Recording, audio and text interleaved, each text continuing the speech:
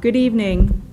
The hour of 6 p.m. having arrived, I will call to order this regular meeting of the Planning, Licenses, and Development Committee. The meeting is being broadcast live on Channel 1302. The video is also posted on the city website by the end of the next business day, barring any technical difficulties. Anyone wishing to view a copy of the agenda and supporting materials will find it on the city website. If you are in our audience tonight, you may access the agenda from any mobile device. Copies of the printed agenda are available in the wall pocket just as you entered the meeting room. To receive electronic copies of future agenda packets, please go to the home page and subscribe to the city meetings email list. The public and other city councilors will be recognized to ask questions and make comments on the agenda items under discussion. After being recognized, all remarks are to be made through the chair. I will not recognize an individual a second time until everyone who wishes to has had a chance to speak. Once a motion has been made and seconded, only committee members and the public can speak. Councilors in attendance will have an opportunity at the next city council meeting. Anyone who wishes to address the committee is asked to go to one of the microphones in the room and identify themselves by name and address prior to speaking. Written comments from the public will be accepted in the city clerk's office until Tuesday at 1 p.m. I will now call to order this regular meeting of the Planning, Licenses, and Development Committee and declare a quorum present. So welcome everyone tonight. We have quite a heavy agenda, so we're going to move through these items pretty quickly. The first item on our agenda tonight is the Farmers Market of Keene, and I believe we have Bruce Bickford here tonight. Come on up to the table. We don't take them all.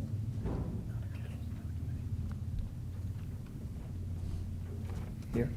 Good evening, Mr. Bickford. You want to talk to us a little bit about your request?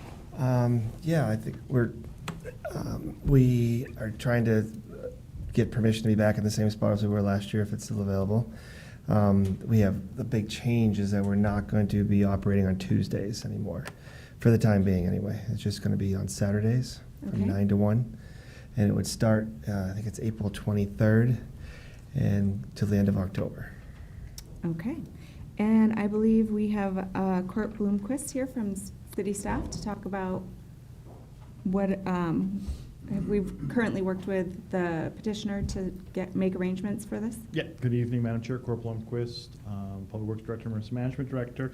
Yes, Mr. Beckford and the Farmers Market, we went through their license reviewing staff. As he's indicated, there has been the only substantial change is the reduction of days.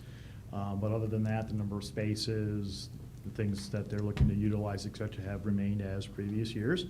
We will be adjusting, just so the committee is aware, we'll be adjusting the signage that is out there that currently talks about Tuesdays and Saturdays just to now Tuesday here in the near future. So you have a recommendation in front of you. Okay. Does anyone from the committee have any questions at this time? How about anyone from the public? All right, and seeing none, I would ask for a motion. Councilor Johnson? Thank you. Move to recommend that the Farmers Market of Keene be granted permission to use 22 spaces along Gilbo Avenue and 18 spaces on the other side of the median strip in the commercial street parking lot on each Saturday commencing April 23rd, 2022 to Saturday, October 29, 2022.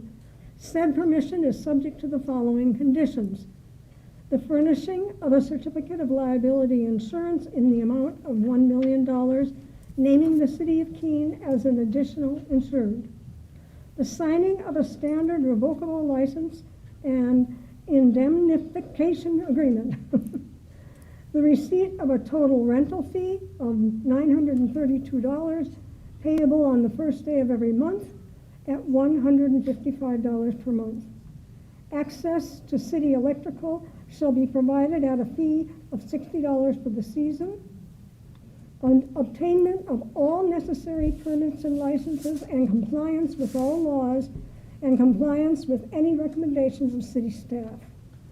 In addition, the petitioner agrees to comply with any recommendations of the Federal Center for Disease Control, the state of New Hampshire, and the city of Keene, including compliance with any general guidelines, laws, and ordinances enacted to ensure the health and safety of the general public that may be in effect as a result of the novel coronavirus, It is further recommended that the Farmers Market of Keene be allowed to erect sandwich board signs on city property prior to the start of sales, subject to review and approved by city staff with respect to the number and location.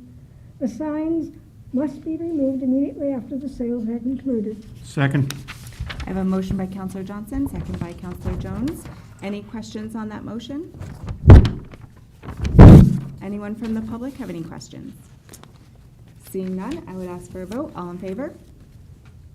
And that is unanimous. And we are so happy you're back, and we would love to have you back for more days. So if that does change, Right. Reach out to staff, and you're one of the staples of our little downtown during the summer. So it's great.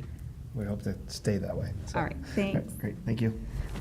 So our second item tonight ties back into the farmer's market. We have the Cabana Falls Winery request permission to sell alcohol at the farmer's market of Keene.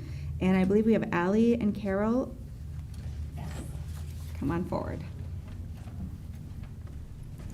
And can you both state your names and addresses for the minute taker, please? Allison LaFave, 11 Cabana Drive, Peterborough, New Hampshire. Okay, Carol LaFave, 11 Cabana Drive, Peterborough, New Hampshire. wonderful, welcome. Thank you. Do you guys want to give us a little bit of background about your request? Sure. So Cabana Falls opened last year, fully to the public in June. We started in Peterborough, we moved to Jaffrey in October. We've been doing really good business there. We'd like to expand. We did do the farmers market in Jaffrey last year on Friday nights. Our expansion for farmers markets would be Bedford on Tuesday. We're in Peterborough on Wednesday. We'll be in Ringe on Thursday. We'll be Jaffrey again on Friday, and then hopefully Keene on Saturday. And we are also carried in Hannah Grimes as well, Wow, right here in town. So, Nice. yes. Wow, you guys have gotten yourselves quite busy. Yes. Yes. That's good to see. And I believe we have Court Bloomquist again from the city. Good evening once again, Madam Chair, Committee, Court Blomquist, Public Works Director, Emergency Management Director. Just for the committee may have remembered, or when new members may not, several years ago, the state RSA changed to allow at farmers market the sampling of and sale of local liquor, wines and beers. Liquor Commission has issued guidance and associated with that, and these folks are proposing to do all their activities in accordance with. So we have a recommended motion to approve. Great, thank you. Do we have any questions from the committee this night? Counselor Giacomo. Just a comment, I got to try some of your stuff at the Trendsetter Awards a few weeks ago, and very excited to hopefully bring you guys into Keene. Yeah. Thank you. Thank you very much. If I can add to that, I had that same opportunity. I was going to say exactly the same thing. I'm glad you liked it. Counselor Jones, did I see a hand up from you as well? I was giving a thumbs up. Oh. And I'm, Okay. And I believe we had a similar request at previous years for beer, if I remember correctly, but I think this is our first wine vendor. So Okay. it's exciting to see you guys come before us. Thank you. We're So- excited, so thank you. Good. Is there anyone from the public who has any questions? All right, seeing none, I would ask for a motion. We'll move to recommend that Cabana Falls Winery be granted permission to sell alcohol and provide individual product samples to patrons at the 2022 Keene Farmers Market on city property license to the Farmers Market of Keene in accordance with the requirements of the State Liquor Commission. Said permission is contingent on the following: compliance with any recommendations of the Federal Center for Disease Control, the State of New Hampshire, and the City of Keene, including compliance with any general guidelines, laws, or ordinances enacted to ensure the health and safety of the general public that may be in effect as a result of the novel coronavirus, COVID-19. Submittal of a signed letter of permission from the Farmers Market of Keene, obtainment of all necessary permits and licenses, and compliance with all laws. second. I have a motion by Counselor Giacomo, second by Counselor Jones. Any questions on that motion? Counselor Jones. Since the petitioners are new, I just want to make sure they understand, well, every petitioner here tonight understands that we're just making a recommendation. It still goes before the full city council next week. So it's not over tonight. Okay, good to know, because I didn't know. We haven't had to do this before, so. Yeah, that's why I said it. Okay. Thank Anything you. we do is a recommendation here, and it has to go to the full city council. Okay, thank you very much. So tonight you're meeting with 1/3 of the council. Okay. So we're all broken up into subcommittees. So we will make a recommendation to full council based on the information we hear tonight. So, Okay, thank you. Any questions on that motion? Anyone from the public? Seeing none, I would ask for a vote. All in favor? And that is unanimous. So Thank you. hopefully everything goes smoothly next week, and we'll see you at the farmer's market. Awesome, Great. thank you very much. Have a great night. Thank you both. So the next item is Keene State College request to discharge fireworks. And I believe we have Jennifer Farrell. Welcome, Jennifer. Thank you. All right, the drill is state my name and address, Name and right? address, and then if you want to just tell us a little bit about your request. Sure, thanks so much. Jen Farrell, I am at 161 Marlborough Street in Keene, but I'm representing Keene State College at 229 Main Street for this request. The past couple of years have been fairly challenging for our students as far as some of their traditional events that they've wanted to hold. And so last year's senior class, the class of 2021, decided that, well, you know what's a good outdoor, distanced, fun kind of thing we could do? We could do fireworks. And so last year, the senior class student government successfully held a fireworks display on the Keene State College campus. And of course, once the rest of the students saw that, they thought, that's a thing we need to do each year. So this year's senior class, the graduates of 2022, are interested in hosting fireworks on campus as well. And so the date of the event is Saturday, April 30th, and our proposed time frame would be slightly after it's dark enough to do that, so the 8:30 to 9 o'clock sort of time frame. We've gone through all of the pieces related to the permit package that's necessary. Our campus safety is in the loop. I've received messaging with the signed permit package from the new Keene Fire leadership, who I haven't met yet, but maybe is here. Yep. And then we've got an appropriate level of certificate of insurance. I have a signed agreement. So I feel like we've got all of the pieces in place, and the students are very excited about the event. It's nice too because folks who aren't Keene State can also get to see them. They're discharged from our Joyce practice fields on campus, so adjacent to the Spalding gym. And so it's a really good spot to be able to have a thoughtful, contained discharge and still be able to see it from various points on campus and beyond in Keene. Okay, great. Thank you for all that background. I'm going to bet that we have Mr. Bloomquist. Oh, no? I'm sorry, Court. That's who I have on my list tonight. Good evening, Don Farquhar, Fire Chief. Nice to meet you. Nice to meet you. As stated is correct. We received a application. We went through it. I signed off on it. Chief Russo signed off on it. We sent the application for permit to the State Fire Marshal's office. They've also reviewed it and approved it as well. So all that paperwork is fully in order. Just awaiting the council's decision for the final execution. Okay, fabulous. Thank you. Do we have any questions from the committee? Anyone from the public? All right, seeing none, I would ask for a motion. That's you.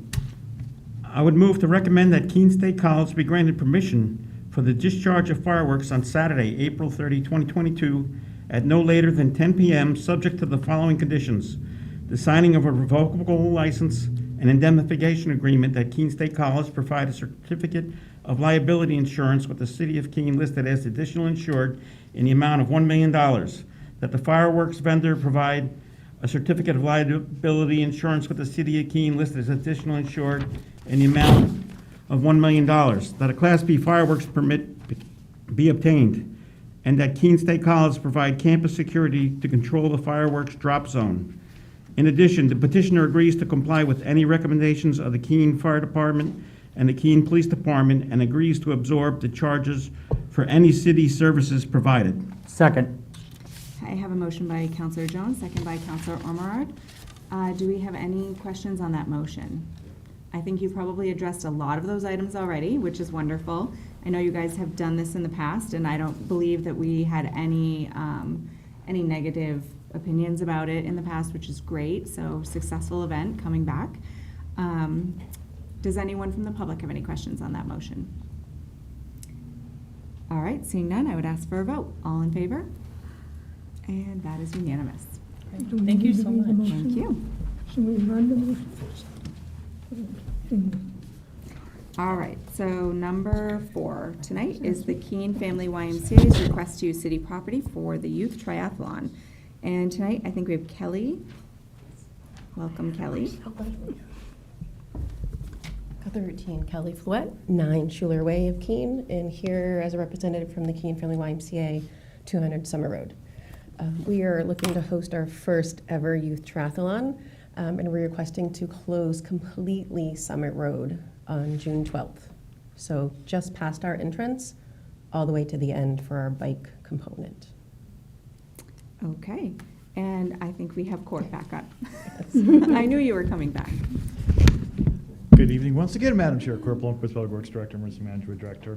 As Kelly indicated, the staff did have a protocol meeting with them to review their event this year.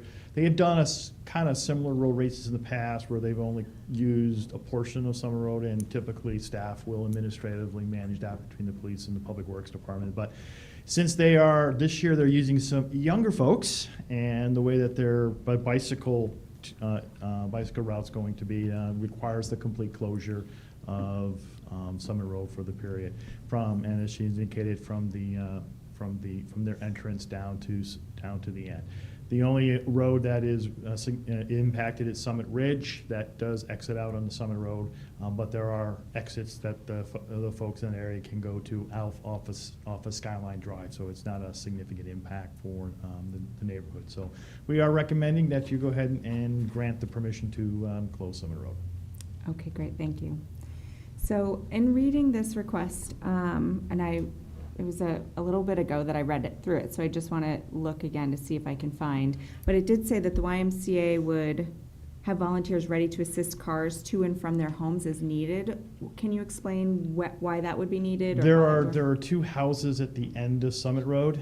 Okay. So if for whatever reason during this time frame those folks decide that they need to leave their properties, they have race marshals, folks that will kind of help them get down to basically Summit Ridge and get them to turn on the Summit Ridge. So has there been any communication with them at this point? we've asked the YMCA to go ahead and make sure that they communicate both with the neighborhoods and also with these folks, just to let them know the timing.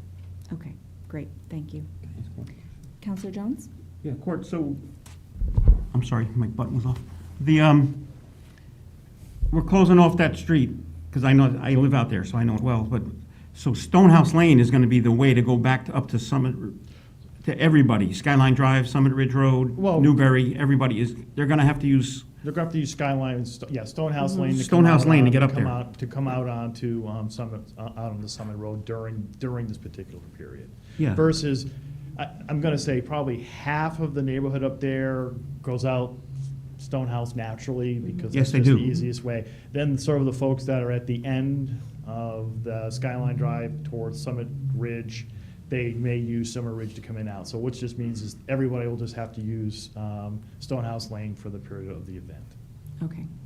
Is that- okay, and yeah, and there's a group, it's of 5 HOAs out there. Oh, God, And, yes. And the director of the umbrella group that covers the 5 HOAs lives across the street from me, so I'll make sure the word gets out. Thank you. And again, the Y, we've asked the Y to make sure they touch base with the primary coverage, just again, being good neighbors. Yes. Yeah. As we That's right. always encourage everyone to be, just to let them know, again, during this particular period on that Saturday, folks will have to go down to Stonehouse Lane. And it's a good thing, you might even get some volunteers out of it or something. There you go. Absolutely, and I've actually seen the marketing materials because I'm a member of the Y and I have Excellent. little people.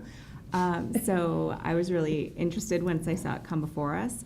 But communication is key when you have interactions with neighborhoods like this. I think just getting in front of them and letting them know will resolve a lot of problems We're before used they to our neighbors. Awesome. Okay, so Any other questions from the committee?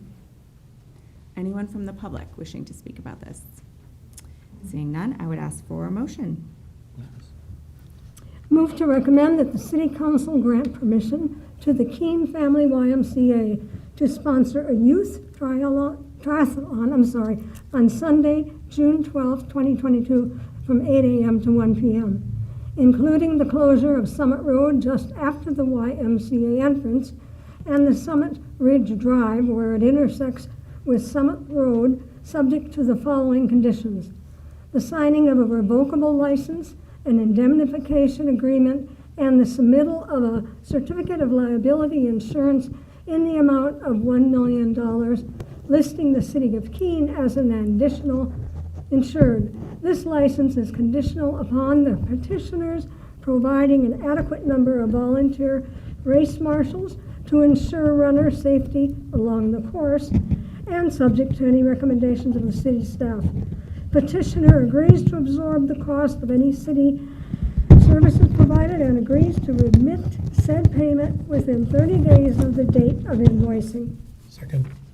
Motion by Councilor Johnson, second by Councilor Giacomo. Any questions on that motion? No. Anyone from the public? All right, seeing none, I would ask for a vote. All those in favor? And that is unanimous. Thank you so much. Have a good Thank night. you so much. All right, number 5. Keene Pride, request to use city property, September 11th through 18th, 2022. Adam Topher? Yes. Wonderful, join us. Welcome. Hello. Please state your address for the minute taker. 411 Winchester Street in Keene. Great, thank you. Can you tell us a little bit about your request? Yeah, so we are requesting to use city property for the first ever Pride Festival here in Keene on September 18th. That's closing down Central Square to traffic. That's part of the Pride Week that we're working on from September 11th through September 18th of this year. Wonderful. And I believe that you had visited us once Yes. before already, and we Yes. had sort of given you a little bit of homework. And I think that you had probably reached out to one of our city committees Yes. and had been working with them as well. Yes. So it looks like we've gotten through some of the protocol meetings at this point. Yes, we have. Wonderful. All right, so I believe we have Court Bloomquist again. Again, good evening, again, Court Blomquist, Public Works Director, Emergency Management Director. You are correct. We are at a point where we can be recommending to you those items that City Council needs to approve. And part of the importance of this, and also on your next item, is so that the sponsors now have time to certainly these folks have time to let their sponsor know that their events have been approved, that they can do begin doing a lot of their marketing, et cetera.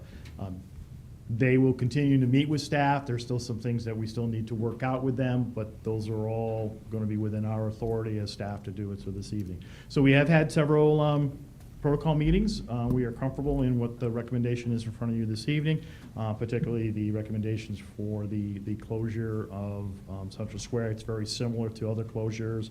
Probably most resembles the one from the previous years for the Food Fest. Also a little bit like the ones for when they do the Christmas tree, when they do the holiday tree lighting. That's very similar in that particular aspect. So we are recommending that you go forward with the motion that is in front of you. Great, thank you.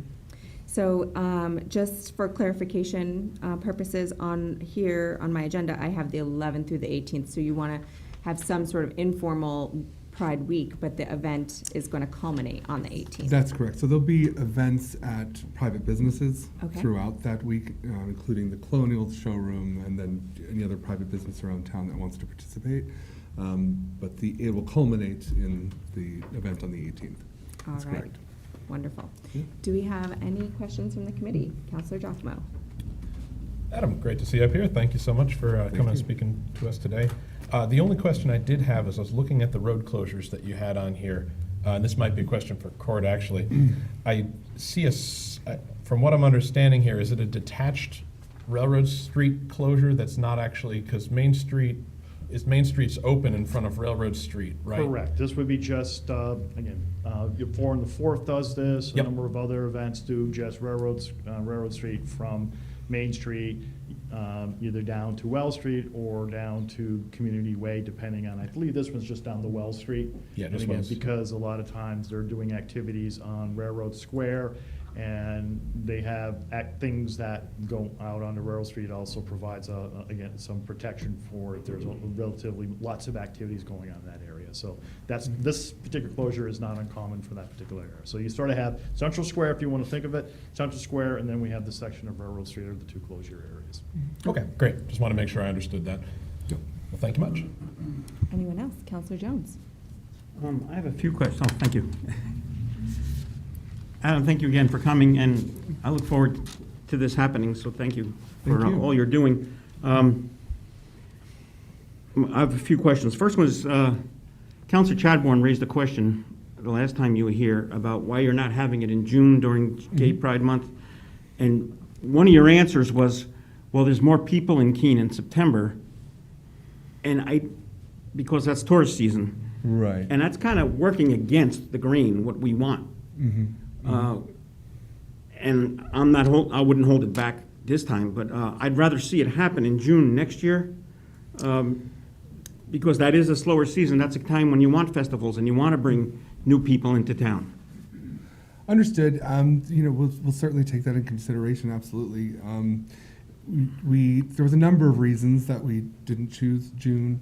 One thing is there's hundreds of Pride festivals in June, and all the major cities around the world mostly are doing their festivals in June. So I hate to say that it's a competition, because of course it's not. However, many people plan trips outside of this area to go to those places for Prides.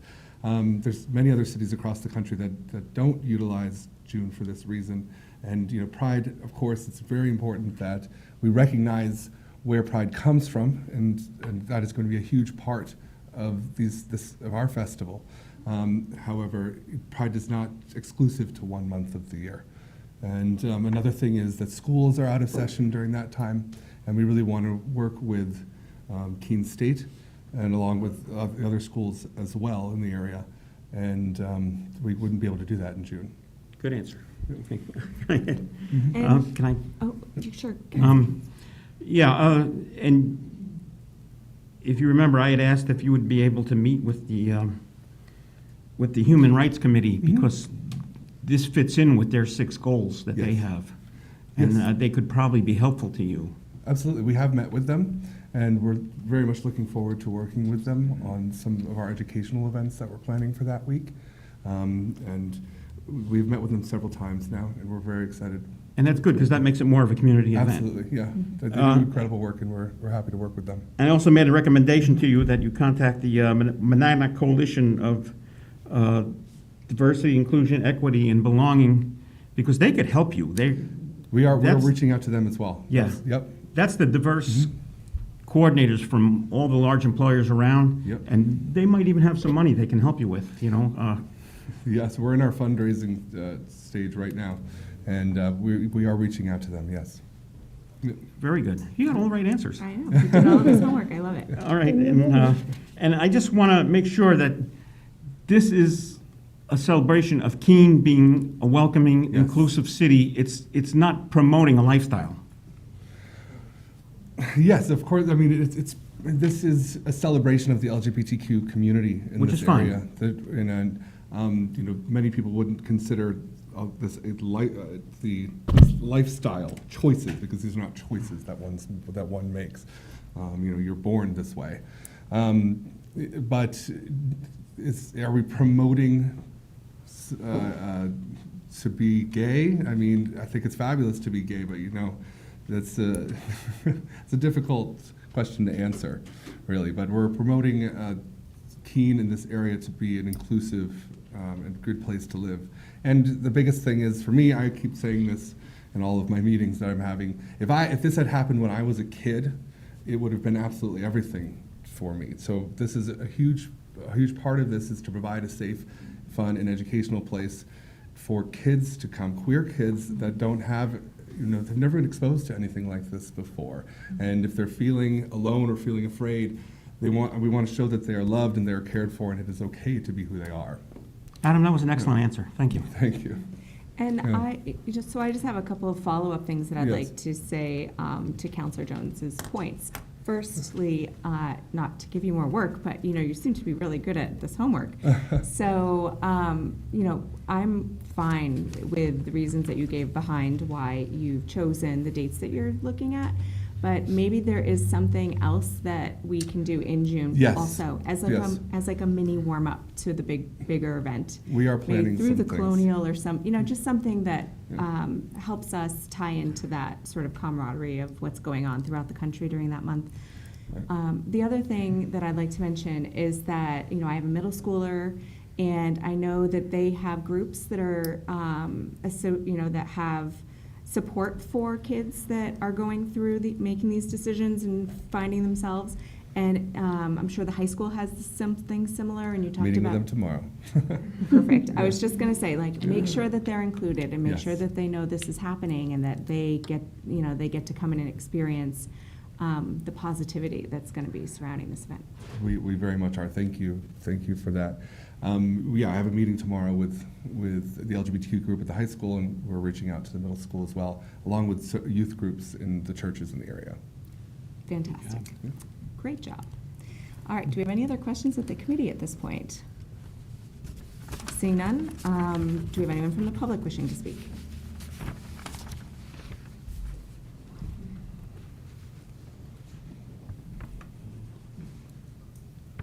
Welcome, Counselor.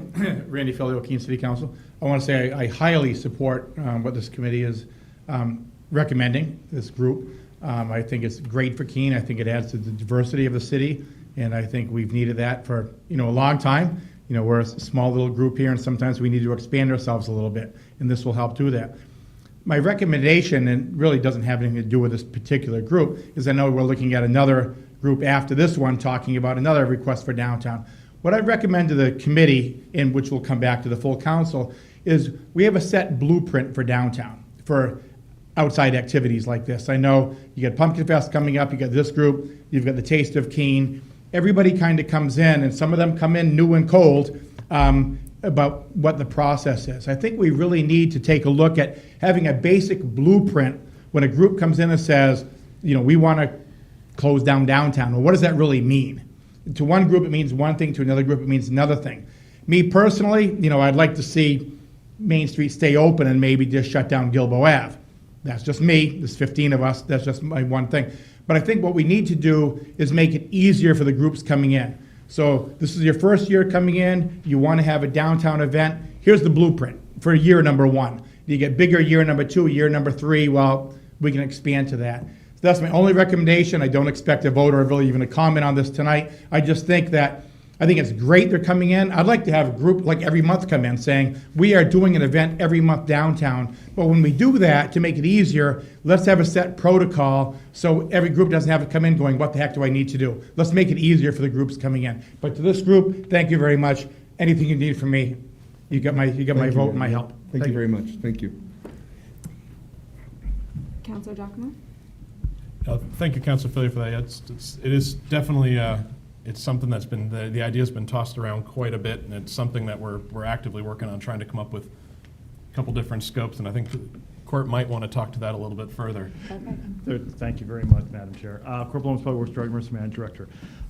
Again, over the years, staff, we have developed sort of standard, or I don't want to call them standard, but these sort of basic protocols for various sections, particularly in the downtown area, et cetera. Gilboa Avenue is one of those. Certainly it is, I'm going to call it simpler to do than necessarily Central Square is. So when we do talk with groups, we do talk with them about, again, what is their plan? What do they want to do? Is there a better way of utilizing the downtown? I think Councilor Giacomo was kind of referencing that because we had those initial discussions with the current board of Let It Shine. They kind of came in with these kind of very broad ideas about what they wanted to do, but as we sat down and worked with them, we helped mold or bring together sort of some of their thoughts where they kind of started out with and to make it more workable. One of the things you have to remember, the council has to remember, is our downtown is where everybody wants to be. So that's sort of where everybody starts, because that is the focal point of the community, that's the focal point of interest. Certainly, the other spaces, Railroad Square, Railroad Street area is another area that we try to guide folks to.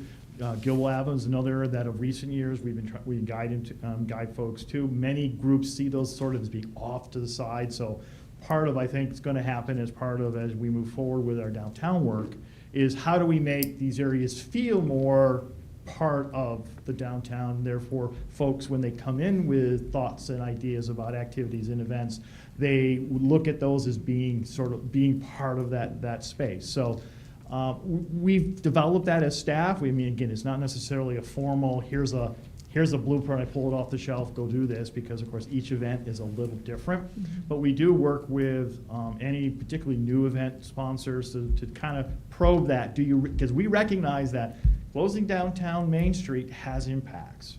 And we have other businesses, et cetera, and we want to try to keep that, minimize impacts on them doing that. But at the end of the day, right now, we don't say, no, you can't do this, you have to go here. We do try to guide them towards, depending on the size of their event, on their own goals and objectives, maybe to some other spaces. So hopefully that helps the committee and the community, folks who are watching, understand that, how we try to work with the various groups to go ahead and fit those molds. I know the manager had some thoughts too on the subject. City Manager. Thanks. Yeah, and this is definitely something we're going to discuss more as part of the downtown steering committee. Really how we design the downtown and make those connections to Gilboa Ave and Railroad Square is going to be really important. So I think it's a great opportunity for us to have this conversation. Wonderful. I know this is something that I have talked about at many meetings as we've gone through the last year or two approving these festivals. And I have always been a big proponent of, I would love to see something happening every month in our downtown, and if we had this easy button template to say for people to start up with these ideas. You guys have been extremely motivated and done a lot of homework. But it's very daunting, and I'm sure you're learning that there's a lot of moving parts here. And so, if there was some sort of like starter festival template that the city could, with someone with a great idea, could say, like, here's a basic, easy button, the lowest cost possible, get yourself up and running, and improve on it throughout, as time goes on. It would be ideal. And as a council, we do think of Gilboa Ave and Emerald Street and Railroad Street as our downtown, because we want to see the whole area thriving. But when we see a request like this come before us and we want it to be successful and you want to be on the square, that's we're gonna try to make that happen for you. So Thank you. all right, any other questions or comments from the public? Seeing none, I would ask for a motion.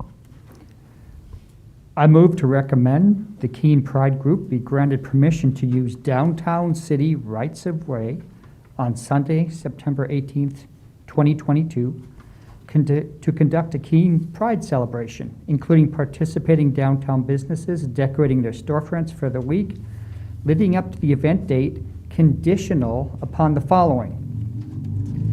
This license is granted based upon the event scope presented to city staff during protocol meetings held to date.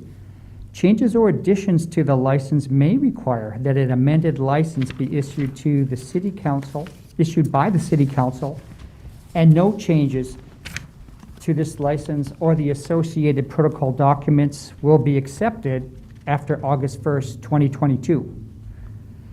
The furnishing of a certificate of liability insurance in the amount of $1 million, naming the city of Keene as an additional insured, the signing of a standard revocable license and indemnification agreement, that the agreed upon footprint and layout for the event shall encumber Central Square, including the traveled portion of the road requiring the following road closures: Central Square, West Street at Central Square, with a slip lane for the eastbound West Street traffic to go south on Main Street.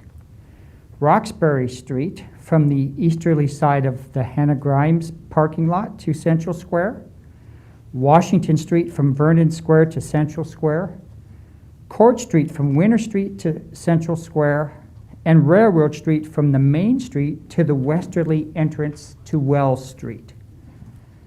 That the petitioner is permitted to place porta potties and a dumpster in city parking places located at the base of Washington Street, and additional porta potties at Railroad Street from Friday, September 16th, 2022 to Monday, September 19th, 2022, which will be chained together and affixed to ensure that they are not vandalized while unattended overnight, that the actual event will be held from 10 a.m. to 6 p.m.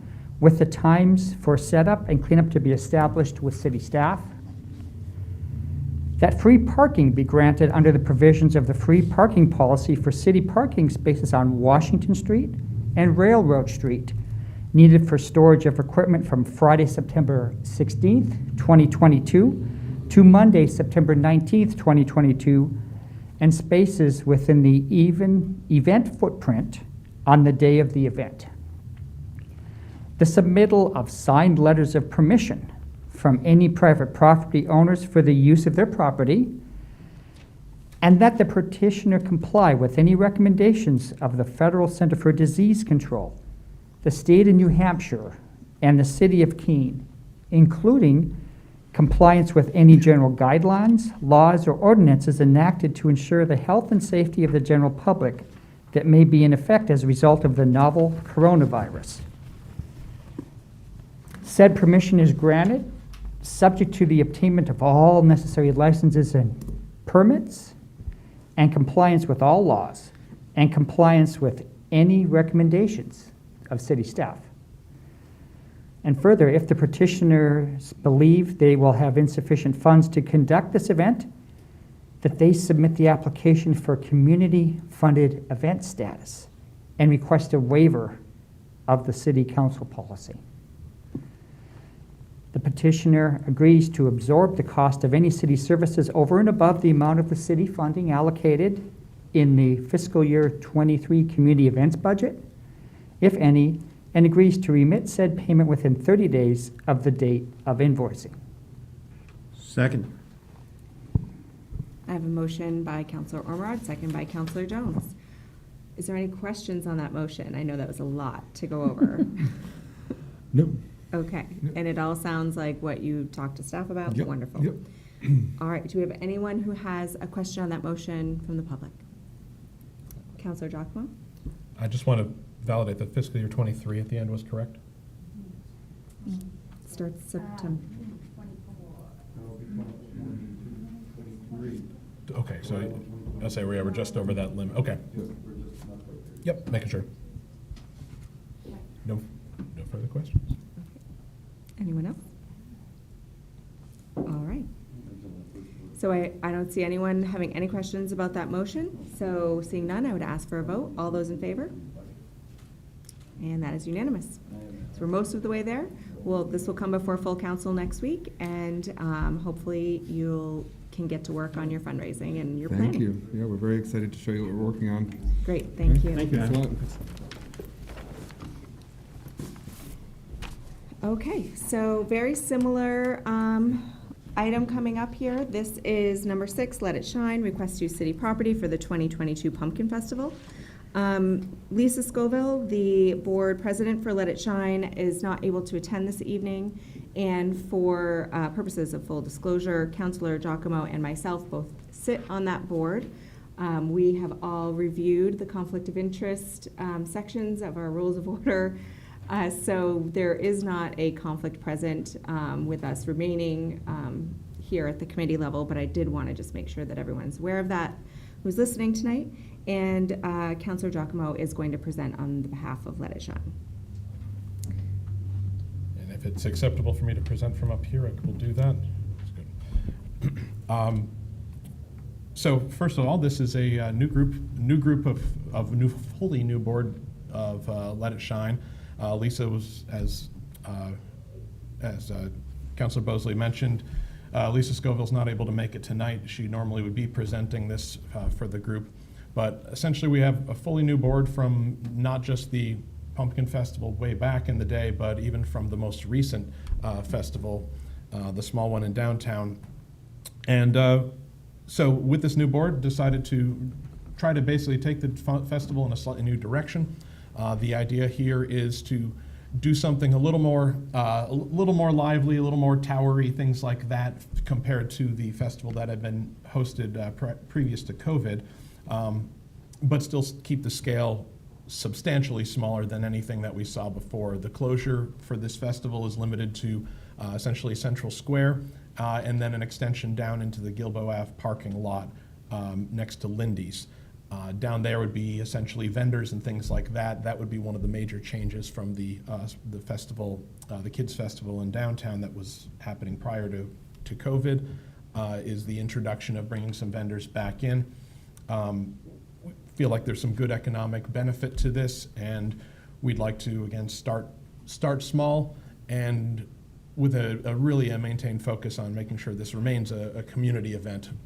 As much as we may have loved or hated the 80,000 person thing, that's really not what we're going for here. And this, we want to keep it A, about the community, and B, we're not chasing records here. So make those points clear for those with hesitation due to some history. So we have met with staff, had all the protocol meetings that were needed, and we're looking to move forward with obtaining the permitting and licensing that we need.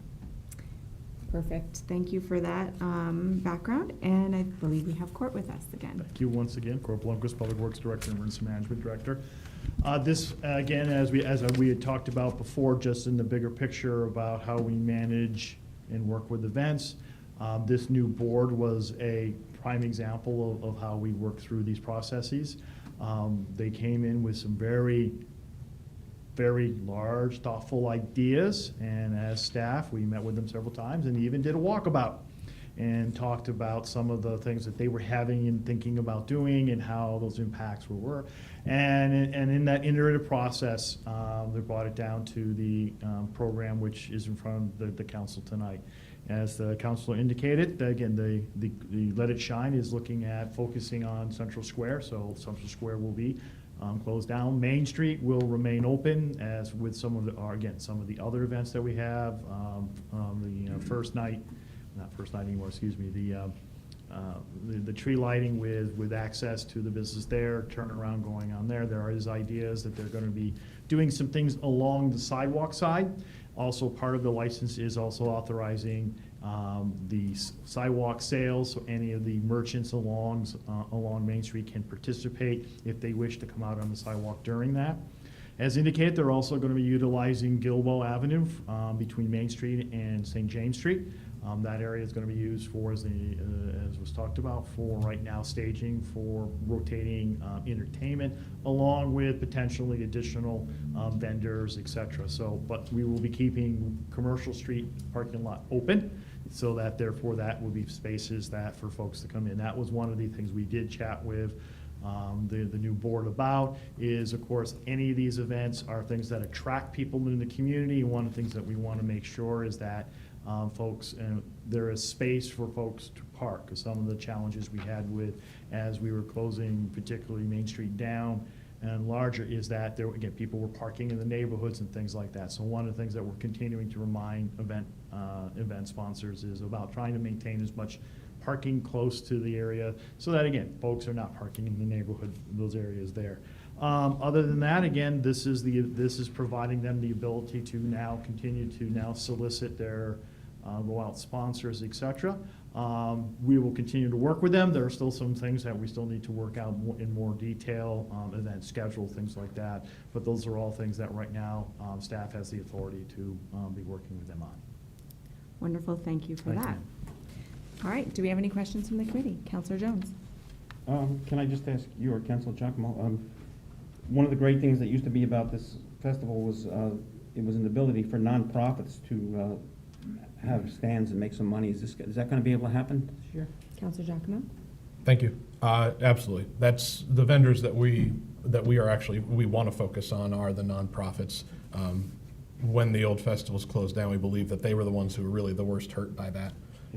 So we certainly want to, we want that to be the focus of the vendors first and foremost. And I can agree with you, Counselor Jones. I was a board member of the Montessori Schoolhouse, and I must have glitter tattooed 1,000 children at the previous pumpkin festivals. And it was one of our biggest fundraising events that we held during our school year. So it was very detrimental and really hard to replace for the school board when it was no longer happening. So I don't know that we're going to ever get to that capacity again, but I would be happy to glitter tattoo. I'm kind of an expert. And we can, I think that those nonprofit vendors are exactly the focus of where we'd like to see this event come back. Well, welcome back, and I'm glad to see the resurrection. Thank you. Counselor Giacomo? Thank you, Madam Chair. Yeah, the other thing with getting the license moving forward as well means that now not only can we reach out to potential sponsors, but we can also reach out to these nonprofits and make sure that they've got a heads up, especially some of the school-based ones before this school year ends. They know it's coming at the beginning of next school year and get themselves moving forward over the course of the summer. Anyone from the public have any questions? Before?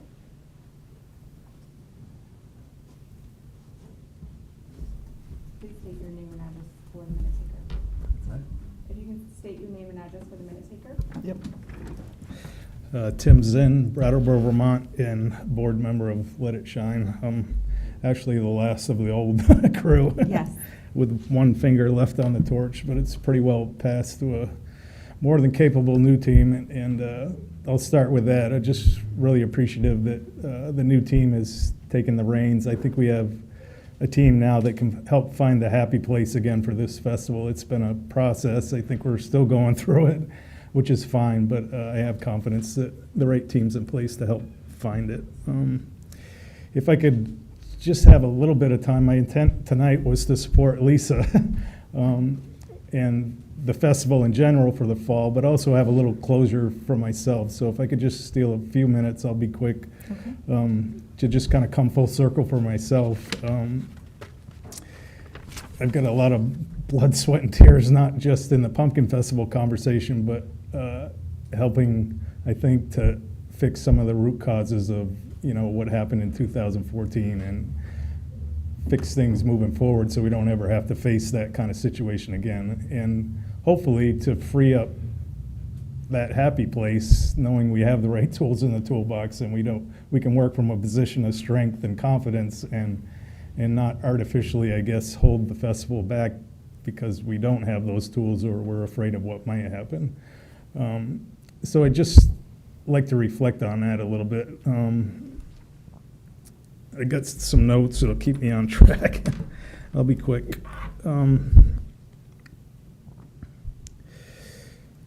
So we've had 3 successful smaller festivals that basically just got us on first base so that we can, get back in the room talking with one another and have a win under our belts.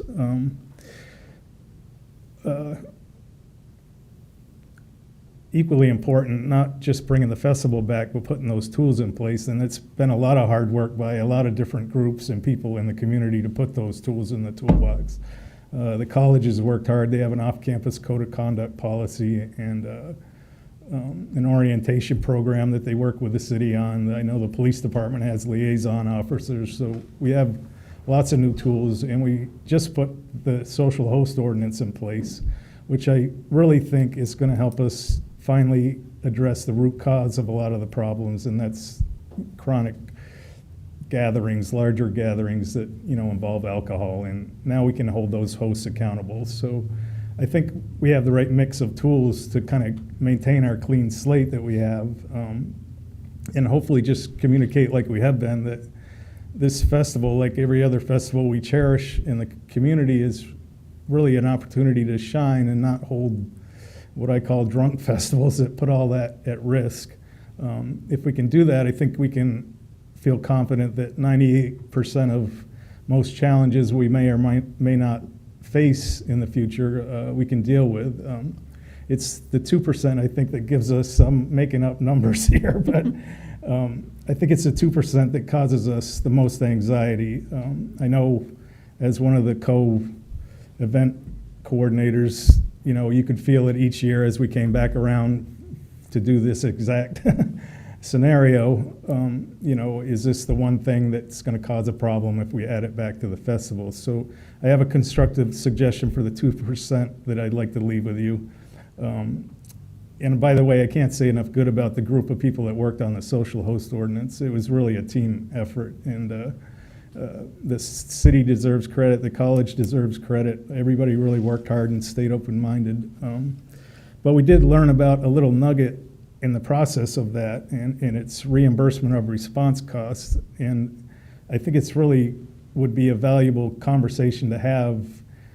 Maybe a little bit of work up front could relieve a lot of that anxiety as we look to the future. And the concept is pretty simple. If you're a host and you allow your gathering to get so out of control that it requires significant police, fire, whatnot, it should kind of ring a bell with 2014. Well, then that host can potentially be held accountable to reimburse for those expenses. And it seems like we already have some precedents in the state of New Hampshire, maybe with the hiking laws that we have. You know, you go hiking up Monadnock barefoot in January, well, here's a nice bill for the 30 people it took to rescue you off the mountain. So I just really encourage us, and I think if we honestly look at our history, it would have been nice maybe to have the social host ordinance and something like a reimbursement of response in 2014. In my opinion, we could have maybe held the right people accountable then. And even as recent as 2017, you know, we got nervous when a handful of social media posts started to percolate and things went back to a second vote. You know, with city council, we got through with a tie-breaking vote, but that wasn't fun for any of us. So it just shows maybe we could use another tool, and I'm just hoping that we're open-minded and willing to look at things as needed. Again, with the end goal being we have confidence and feel secure in the tools we have before we need them. And, you know, it opens up, let it shine in the community, maybe to have the biggest voice in wherever that happy place is. I don't know where it is. I think we're still trying to find it, which is fine. But it would be nice to not artificially hold things back for lack of tools, I guess. So with that, I just thank you for allowing me some closure, and I wish nothing but success for the festival, for the college, the city, the whole community.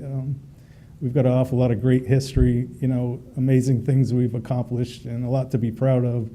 And I'm glad we didn't let that slip through our fingers. So thanks. Well, thank you for all of those words and that reflection. You know, I was here for the social host ordinance, and I definitely can see how it's a tool in the toolbox that might have given the city some alternative way of handling after the fact, unfortunately, some of the people that were responsible in that situation. Right. I hope that you're seeing tonight that the city's really invested in like having people in our downtown and having this life back here. And we're hoping that it happens regularly and that all roads don't lead to the Pumpkin Festival anymore, right? So, you know, we have a food festival, and we'll have a Pride Festival, and we'll have a chili festival, and all of the music festival and the ice festivals, and all of these reasons for people to come down. And hopefully people will learn to enjoy our downtown in a respectful way and appreciate these things, and that it doesn't become the main event of the year where you know, people get out of hand and are disrespectful to our city. City Attorney, do we have any records of talking about the what was the term used? Reimbursement of response costs is what other communities call it. Did that come up during the social host ordinance? It did. And as was properly pointed out, and as you know, we have to act with authority given to us by the state. And the state has not chosen to give us municipalities the authority for those kinds of costs. And we did discuss those and that example, as a matter of fact, about you know, Fish and Game and emergency response for somebody who gets lost on the White Mountains in January, that's specifically included in statute, which is why you can buy your pass for like $20 a year or something at this point. But it was discussed, and they understood, I think, at the time that it would require our statutory authority to do that, Which we don't currently have. which we do not currently have. At least I have not seen it change at this Okay. point. Well, I would say maybe file that away, and the review process, if you see something come up that it changes that, maybe would be an appropriate time to bring that back in front of us. Sounds good. Into the legislation to-do box. Yes, exactly. Can I talk to Tim? Yes, Counselor Jones. Yeah, Tim, you and I go way back. We were both battle scarred from all those years Yeah, a little that I bit. chaired this committee, and you came before us, and I want to say thank you for your stick-to-itiveness. You certainly came out of those battle scars, and this is very welcoming, and thank you for your efforts and for not giving up. I think we're all better for it. Yeah, we still want to be the pumpkin capital. We don't need to count pumpkins Right. to do that. Counselor Ormerod. Thank you, Chair Bosley. Again, thank you for persisting, recognizing the potential for helping our city. I'm a ward councilor in Ward 1. You're talking about my neighborhood. Right. And I was not on PLD when this went through, but I was part of the neighborhood group that initiated the social host ordinance. I also want you to know that the city is putting in place other systems, including technology, monitoring, and other type of things that could help us respond and educate the people. So please take advantage and inquire about what other resources there might be within the city that could sustain this for us. Thank you. I just clarify one point. I did actually live on Grove Street for 30 years before I moved to Brattleboro a year and a half ago, so I miss Keene. Well, I think putting the amount of energy and effort that you have into keeping this little ember burning for the festival, I think, your spark still lives on here. Anyone else from the committee? Anyone from the public have any questions? Thank you. Thank you. All right, seeing none, I would ask for a motion. I would move to recommend a license be granted to Let It Shine, Inc. to use downtown city rights-of-way on Sunday, October 22, 2022, to hold the Keene Pumpkin Festival, subject to the following provisions. The license is granted based upon the event scope presented to city staff during protocol meetings held to date. Changes or additions to the license may require an amended license be issued by the city council, and no changes to the license or the associated protocol documents will be accepted after September 1, 2022. The petitioner agrees to absorb the cost of any city services over and above the amount of city funding allocated in the fiscal year 23 community events budget, and agrees to remit said payment within 30 days of the date of invoicing. The furnishing of a certificate of liability insurance in the amount of $1 million, naming the city of Keene as an additional insured. The signing of a standard revocable license and indemnification agreement and associated protocol documents. That the agreed upon footprint and layout of the event shall encumber Central Square, including the traveled portions of the road requiring the following road closures. Central Square, West Street from Federal Street to Central Square, Roxbury Street from Roxbury Plaza to Central Square, Washington Street from Vernon Street to Central Square, Court Street from Winter Street to Central Square, and Gilboa Avenue from Main Street to St. James Street. That the petitioner is permitted to place 10 porta potties in city parking spaces located at the base of Washington Street from Friday, October 20, 2022 to Monday, October 23, 2022, which will be chained together and affixed to ensure that they are not vandalized while unattended overnight. That the actual event will be held from 12 p.m. to 8 p.m., with the times for setup and cleanup to be established with city staff. The submittal of signed letters of permission from any private property owners for the use of their property. That the petitioner comply with any recommendation of the Federal Center for Disease Control, the state of New Hampshire, and the city of Keene, including compliance with general guidelines, laws, or ordinances enacted to ensure the health and safety of the general public that may be in effect as a result of the novel coronavirus. That free parking be granted under the provisions of the free parking policy for city parking spaces on Washington Street needed for storage of equipment from Friday, October 2022 to Monday, October 23, 2022, and spaces within the event footprint on the day of the event. And that the petitioner complies with any other recommendations of city staff. Second. Motion by Counselor Jones, second by Counselor Ormerod. So do we have any questions from anyone on the committee about that? Would you like the motion repeated? I can't wait for Patty to do these motions next week. Counselor Giacomo. I do have one question, I think probably for Court actually, on this that I just noticed on here. Was the intent, I thought, was to close Federal Street as well to turn Federal Street into the main pedestrian north-south path to get to the Gilbo lot. I thought, if I was mistaken, I know during the tour we had discussed that. I wasn't sure if that had ever. We discussed it, but I believe we're keeping Gilbo Avenue, the Gilbo lots open, so that was gonna be of course, you need Federal Street if Central Square is closed to get down to Lansing Street, et cetera, to get into the Gilbo Street lot. Okay. Because I know we talked about it, but then that was about how to keep the Gilbo Street lot open. Yeah, I wasn't sure exactly where that landed, so thank you. Okay. Anyone from the public have any questions on that motion? All right, seeing none, I would ask for a vote. All in favor? And that is unanimous. All right, so moving right along tonight.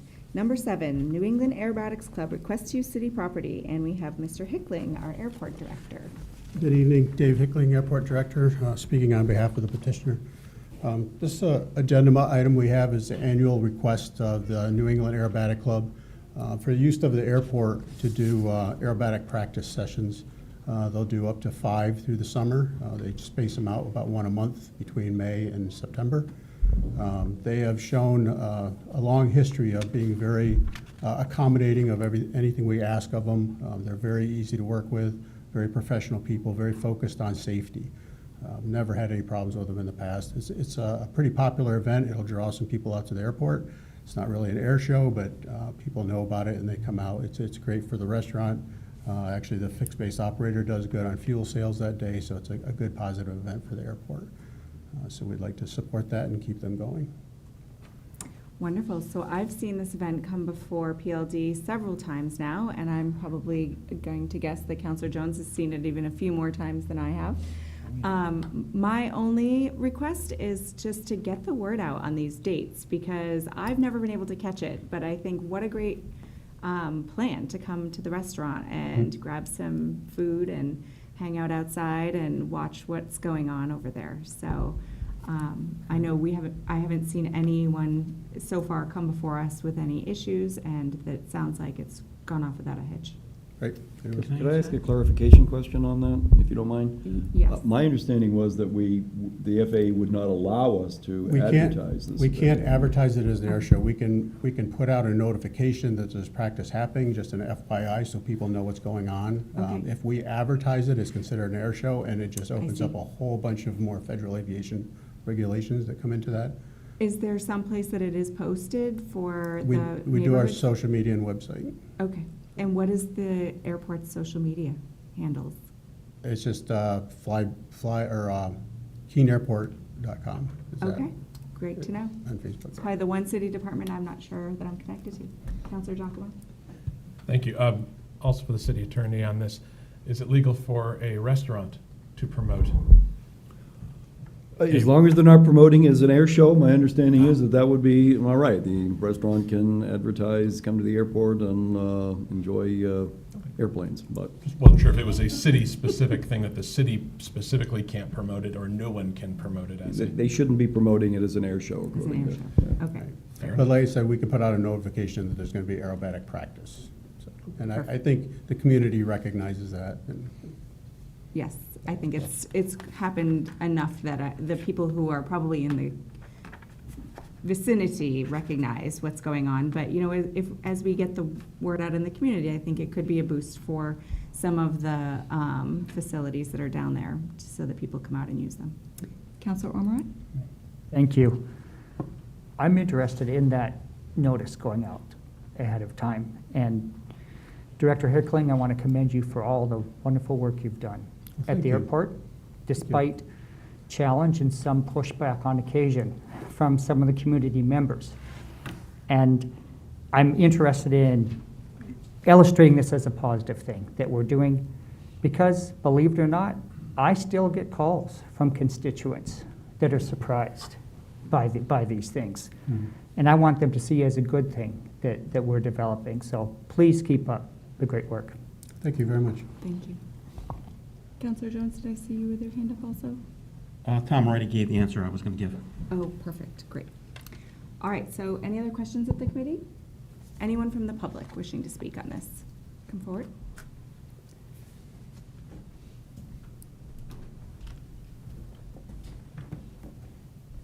Hello. John Holslander, 28 Lucinda Terrace, Keene. Welcome. I've lived on Lucinda Terrace for 50 years. I think they changed the flight plan or something down there because we have small planes from that small plane school that are constantly going over our house now. And I mean a lot. And they're noisy. The two small ones, they're noisy. They use leaded fuel, they're pollutant. There was noise pollution, plus they're coming over the residential district now. I'm not sure what they've done in that flight plan and why they're doing it, why he's coming over my house every time.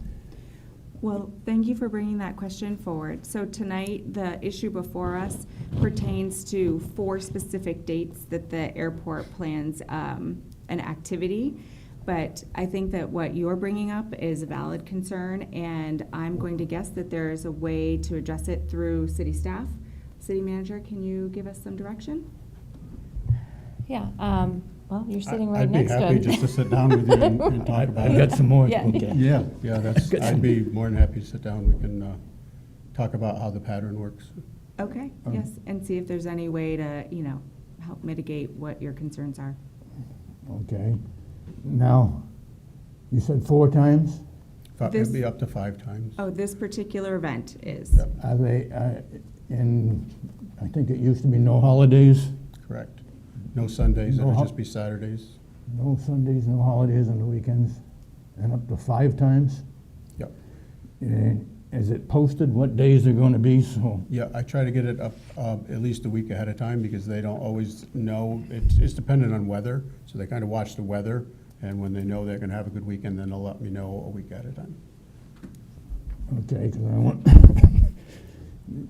they have been kind of staying in the box. I'll give them that much credit there and everything. And we haven't had too much trouble with the helicopters. They've been staying down the south part, I think. Very good. But they are noisy. I mean, when you hear it all day long, it's from 11 o'clock till 4 o'clock or 5 o'clock. That's a long Saturday for us. So if we could know ahead of time so we can plan to go to the ocean or something and get out of there.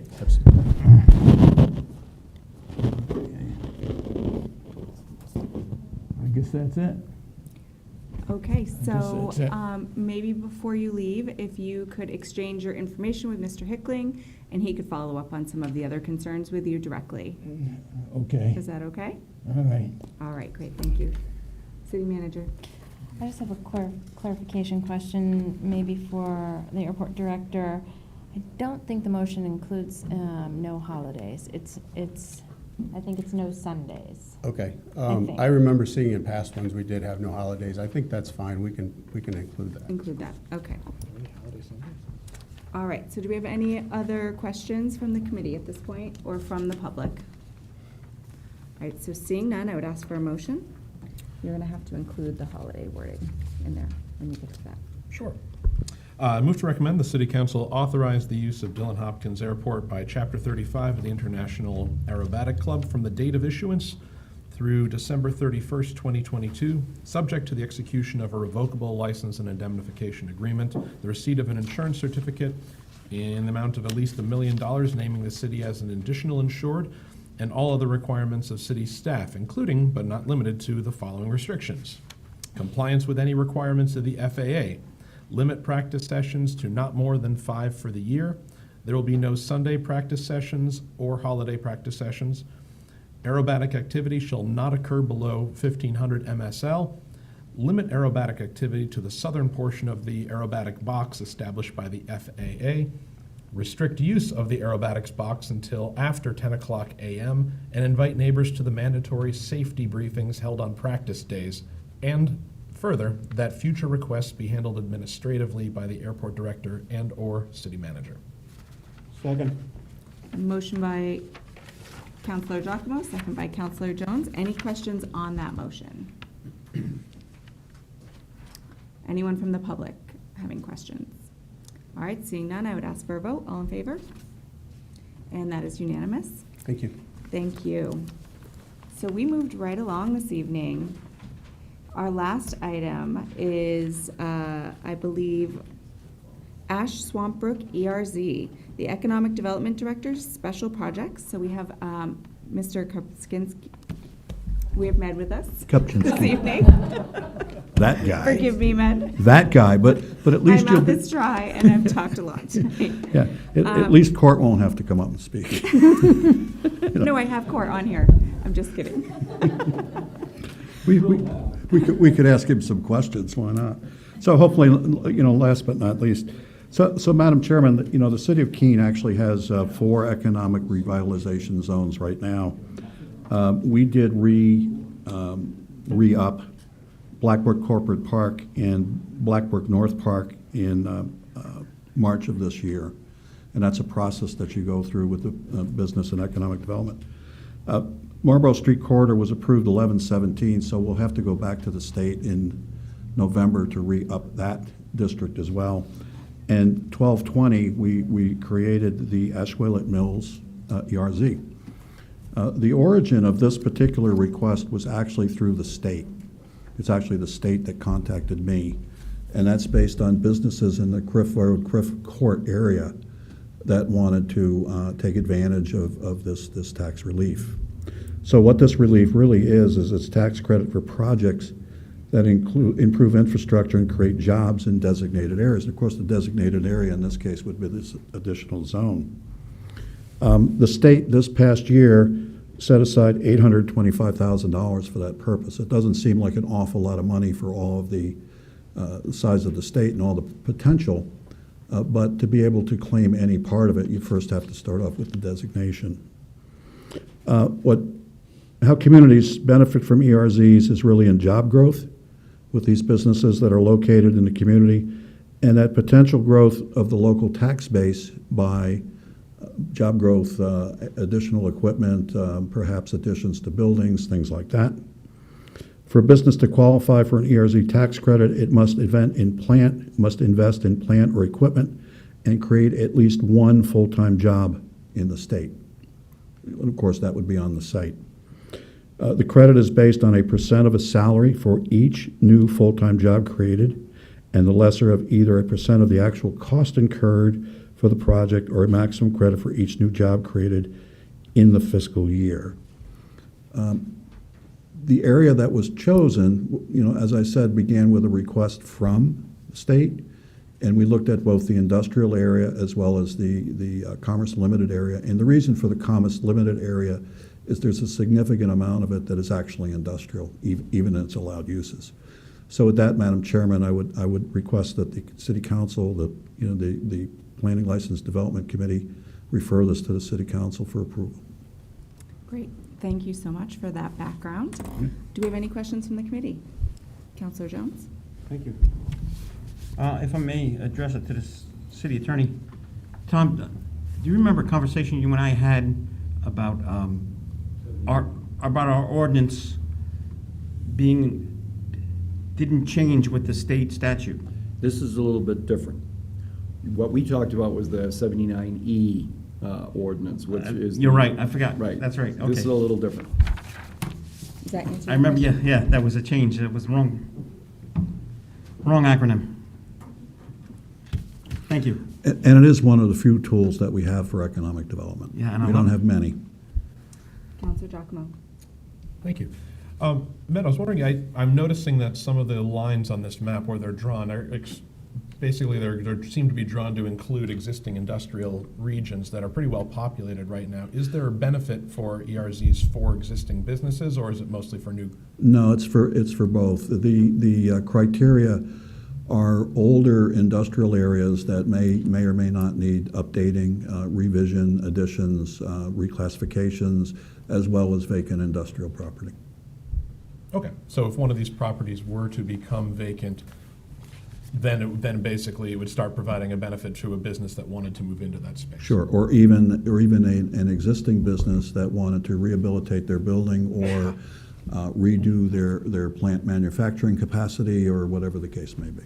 Okay, great, thank you. Anyone else? Question? No? Anyone from the public? Thank you, Madam Chair. Seeing none, I would ask for a motion. I move to recommend to the City Council the addition of the Ash Swamp Brook ERZ to the Economic Revitalization Zone Tax Credit Program. Second. A motion by Counselor Ormerod, a second by Counselor Jones. Any questions on that motion? Anyone from the public? Seeing none, I would ask for a vote. All those in favor? And that is unanimous. So we moved through that agenda, I think, in perfect timing, and I will adjourn this meeting. Thank you, everyone, for coming.